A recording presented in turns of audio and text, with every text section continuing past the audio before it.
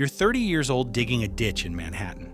Not metaphorically, an actual ditch, with a shovel, in mud, 1886, Lower Broadway, for $2 a day. The man next to you doesn't know your name. You speak 8 languages. You have a photographic memory. You have already designed, completely, in your head, with working tolerances, an electrical motor that will within a decade change how the entire world receives power. None of this is helping you right now because you have no money, no laboratory, no patent rights to your own inventions, and a foreman who wants this trench finished by sundown. The problem with genius, you think, is that it doesn't come with a manager. You dig faster. The 20th century is 14 years away. It's going to run on your ideas. You just have to survive long enough to see that happen. So far, that's proving harder than the physics. Rewind 30 years. You arrive on July 10th, 1856, during a lightning storm, which is either a remarkable coincidence or the universe being extraordinarily heavy-handed with foreshadowing, depending on your tolerance for symbolism. The village is Smiljan, in what is now Croatia. Your father, Milutin, is a Serbian Orthodox priest, bookish, exacting, a man who memorizes long passages of scripture and expects his children to do the same. Your mother, Joka, has no formal education and the most inventive mind in the household, quietly building better tools for the farm because nobody is going to build them for her. You are the youngest of 5 children. The important thing to understand about being the youngest is that the position 4 ahead of you is already occupied. Dane is your older brother.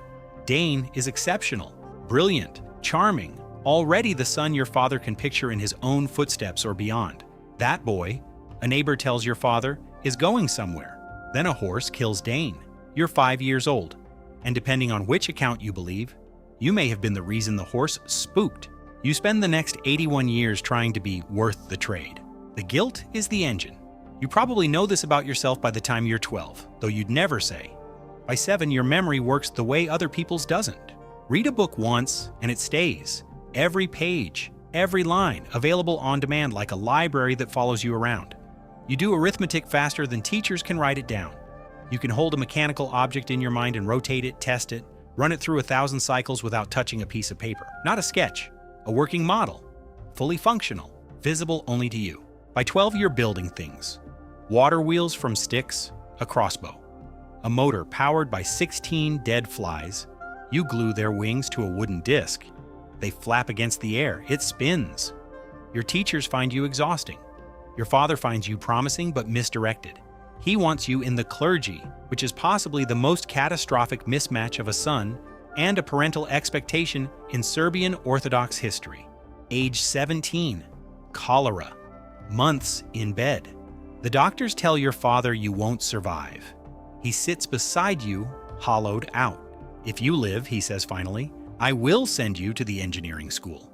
You get better remarkably fast after that. Your father, to his credit, keeps his word. You file this technique away. It works once. It will not work twice. There is not going to be a second time you need to almost die to get what you want. However, you are wrong about this. Graz University of Technology, 1875. You attend every lecture, learn 9 languages, sleep 2 hours a night, and so alarm your professors with your pace that they write to your father, warning that his son is working himself to death. Your father writes back asking you to ease up. You don't ease up. Then year 2, you discover card games, then billiards, then gambling, which is where you find out that being able to calculate odds and being unable to stop are 2 completely different skills. Your scholarship money disappears table by table. You disappear from university without a degree, move to Maribor, take a draftsman's job, and spend several months falling apart without telling anyone. Budapest, 1881.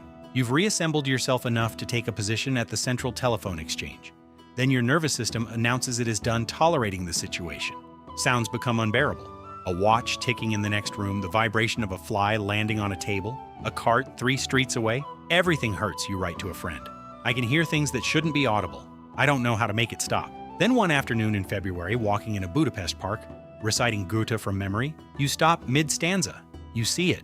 The entire alternating current motor, rotating magnetic field, switching current, the elegant geometry of it, complete, fully running in your mind. You grab a stick, you draw it in the dirt. There, you say, that's it, right there. Your friend thinks you've lost your mind. You haven't. You've just found the thing you were always going to find. You just needed to have a total breakdown first, apparently. What a great system. New York, 1884. You cross the Atlantic with a letter of recommendation to Thomas Edison and 4 cents in your pocket. The letter reads, "I know 2 great men. One is you, the other is this young man." Edison gives you a job improving his DC motors. You solve problems he said couldn't be solved, working 80-hour weeks, and then you ask about the $50,000 he mentioned when you were hired. Edison laughs. "Tesla," he says, "you don't understand our American humor. You resign. You dig the ditch on Lower Broadway." Which brings us back to the beginning. Then George Westinghouse finds you. Westinghouse buys your AC patents for $60,000, and the war of currents begins. Edison, whose DC empire is now threatened, starts publicly electrocuting animals to prove AC is dangerous. Dogs, calves, and eventually a circus elephant named Topsy. He calls the electric chair Westinghousing. The newspapers cover it, but none of it works. The 1893 Chicago World's Fair runs on AC power. Your power. 100,000 bulbs lit by alternating current. Millions of people seeing electric light for the first time in their lives. Then Niagara Falls. Then every power grid on the continent. You light the world. It's the peak. Enjoy it while it lasts. J.P. Morgan has been paying attention. Colorado Springs, 1899. You build a laboratory on a high-altitude plane and proceed to generate artificial lightning bolts 135 feet long, the loudest man-made thunder in history, audible 15 miles away. You light 200 bulbs wirelessly from 25 miles out. You briefly knock out the local power station and plunge the entire town into darkness. The power company sends you a bill. You ignore it. You have a larger idea. Wardenclyffe Tower, Long Island, 1901. J.P. Morgan backs it with $150,000. The tower will transmit electrical power wirelessly across the entire planet. No wires, no meters, no infrastructure. Free energy, available to anyone, anywhere on Earth. Morgan finds out about the anyone part. If anyone can use it, he says, where do I put the meter? He pulls the funding. The tower stands half-finished on Long Island, bleeding money you don't have, while you write letters to investors who don't write back. Meanwhile, Guglielmo Marconi, using 17 of your patented components backed by Edison's public endorsement, wins the race to demonstrate wireless radio and takes the credit. When you point out that your patents predate his by years, people look at you the way they look at a man shouting in a language they've chosen not to learn. The story that forms is fast and sticky. Edison is a genius. Marconi invented radio. Tesla is the eccentric with the tower who couldn't get it together. Most of it isn't true. All of it sticks. You have no children and no apprentices, because the work was never finished, and you were never the kind of person who could hand it to someone else half done. Wardenclyffe is demolished for scrap in 1917. Your Manhattan laboratory burned years before that. Your money runs out. You move through a series of hotels, the Waldorf Astoria, the Hotel St. Regis, the Marguerite, running up debts, then moving when they become unmanageable. Eventually, the Hotel New Yorker, room 3327, ends up being your last address. You're on a small pension from the Yugoslav government and quiet assistance from Westinghouse, which carries its own irony. In 1897, when Westinghouse was struggling to stay solvent, you tore up your own royalty contract, worth what would have been millions, because you liked George Westinghouse and didn't want to be the reason his company failed. The money doesn't matter, you told him, sliding the torn contract across his desk. The work does. The work doesn't have your name on it anymore. You know this.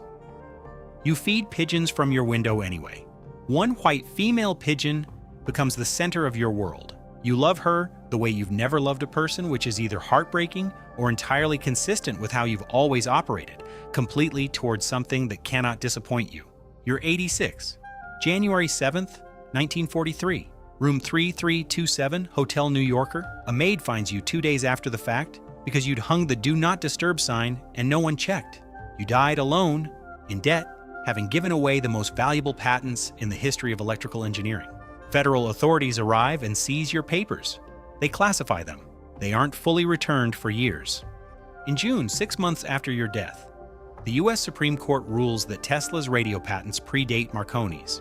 The ruling arrives in 1943, the same year you die. You were right, it stops mattering at exactly the same moment it's confirmed. The present is theirs, you said once. The future, for which I really worked, is mine. Every outlet in the world runs on alternating current. Your system, your invention. Edison has a museum, Marconi has a Nobel Prize. You, on the other hand, have an outlet in every room. Yet nobody reads the label. Tesla gave the world its power and died in a hotel room, while other men held the credit. Genghis Khan built the largest empire in history and died in a field while his sons prepared to dismantle it. Both men lost control of the thing they built the moment they couldn't hold it anymore. Click here if you missed him.